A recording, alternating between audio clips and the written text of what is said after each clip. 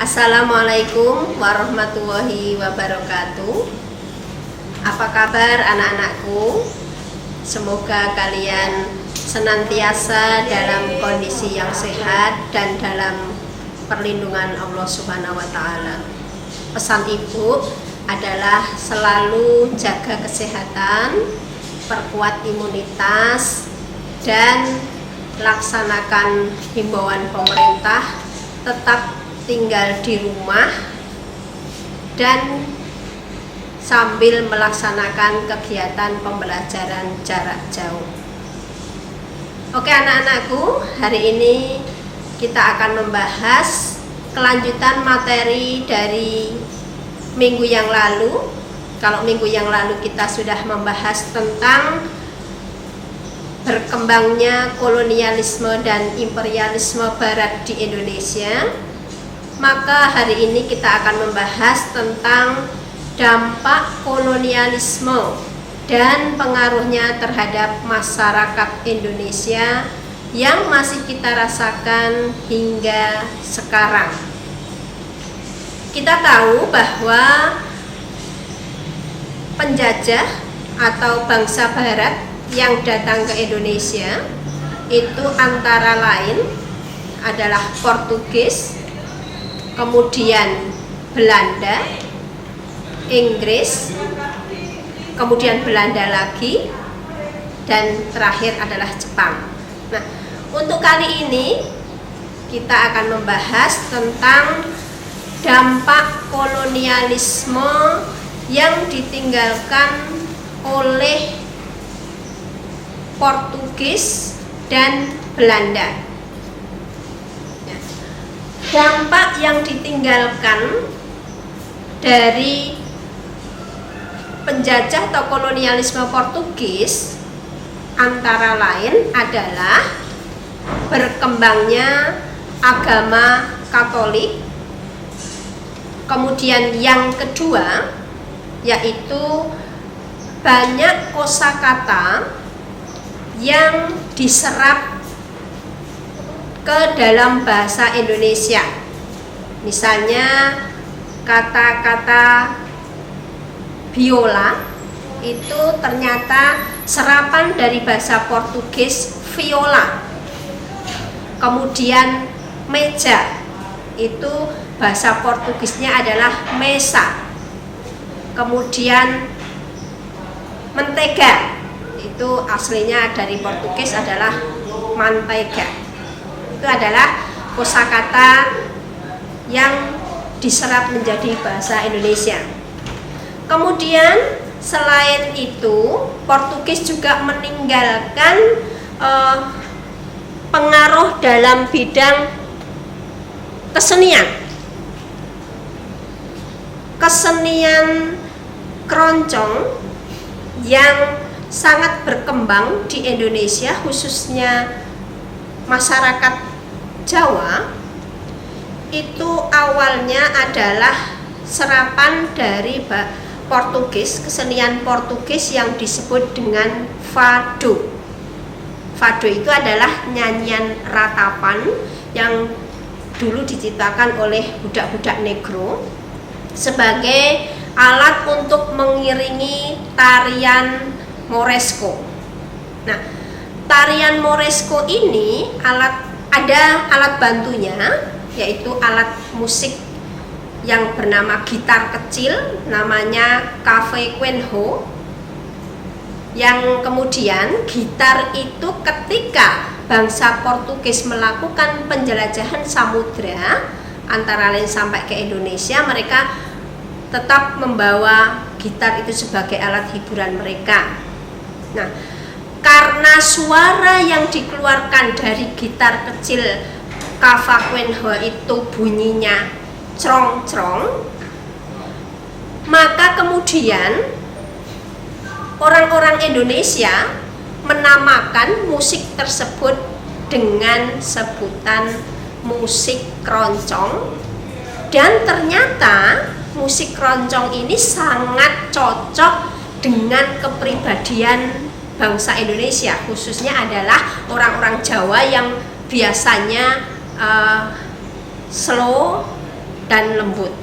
Nah, ini adalah pengaruh peninggalan Portugis yang ada di Indonesia. Selanjutnya, keberhasilan Portugis mendapatkan sumber rempah-rempah di Indonesia ini memicu Belanda untuk datang ke Indonesia, sehingga datanglah bangsa Indonesia yang pertama kali dengan rombongan pertama dipimpin oleh Cornelis de Harman, yang kemudian disusul oleh rombongan kedua yang dipimpin oleh Jacob van Lek, dan kemudian karena ternyata mereka menemukan sumber rempah-rempah, kemudian mereka berusaha untuk menguasai Indonesia. Nah, materi itu sudah kita bahas minggu yang lalu, tetapi kita untuk hari ini akan membahas tentang pengaruh kolonialisme Belanda. Karena Belanda ini waktunya lama berada di Indonesia, maka pengaruhnya itu sampai di berbagai macam bidang kehidupan. Kita akan membahas satu persatu pengaruh kolonialisme Belanda. Yang pertama yaitu pengaruh di bidang sosial budaya. Pengaruh di bidang sosial budaya yang pertama adalah munculnya mentalitas inlander. Inlander ini yang kemudian sampai sekarang bangsa Indonesia diserap menjadi istilah minder dari kata inlander. Apa itu mentalitas inlander? Yaitu mental yang merasa dirinya lebih rendah dibandingkan dengan bangsa lain, terutama bangsa barat yang dianggap lebih hebat, lebih maju, lebih modern, lebih pintar, dan lebih beradab. Nah, sehingga ini sampai sekarang bangsa Indonesia ini sering memiliki mental inlander atau minder, merasa dirinya lebih rendah dibandingkan dengan yang lain. Ini adalah pengaruh yang sangat negatif bagi bangsa Indonesia. Pengaruh yang kedua dalam bidang sosial budaya adalah berkembangnya dunia pendidikan. Ini adalah pengaruh positif yang dirasakan oleh bangsa Indonesia, terutama sebagai akibat dari pelaksanaan sistem tanam paksa dan politik pintu terbuka. Maka kemudian diprotes antara lain oleh Van Deventer dengan mengemukakan adanya politik etis atau politik balas budi yang menekankan bahwa bangsa Indonesia karena sudah merasa terjajah, menderita, sudah sangat banyak berjasa dalam menutup kekosongan kas Belanda, maka Van Deventer menuntut pelaksanaan politik etis yang berisi 3 hal. Yang pertama adalah irigasi, yang kedua adalah edukasi, dan yang ketiga adalah migrasi.